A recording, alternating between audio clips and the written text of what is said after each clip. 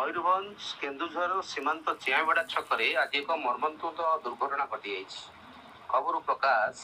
Bike दुर्घटना जड़े मृत होता बेले दुई जन गुरुतर हो आनंदपुर उपगोट चिकित्सालय भर्ती हुई प्राथमिक चिकित्सा पर अवस्था गुरुतर होगारू कटक बड़ डाक्तखाना को स्थानांतरित कर सूचना प्रकाश करंजिया आनंदपुर रास्तार धबणी ग्रामर 3 जन जतीन हो दीपू देवगम और लक्ष्मीधर हो बाइक जोगे जाउथुवा बेले हठात चियाबेड़ा निकट में सामना पटु आसुवा गोटे अटो सह मुहांमुही धक्का होता फल घटनास्थल में जतीन होंगर मृत्यु होता बेले दीपू देवगम और लक्ष्मीधर हो गुरुतर आहत होती। उभय को गुरुतर अवस्था आनंदपुर उपखंड मुख्य चिकित्सालय चिकित्सित करा बेले अवस्था गुरुतर होगारू कटक स्थानांतरित कर केन्दुझर रतिकांत साहू रिपोर्ट TV5 ओडिया।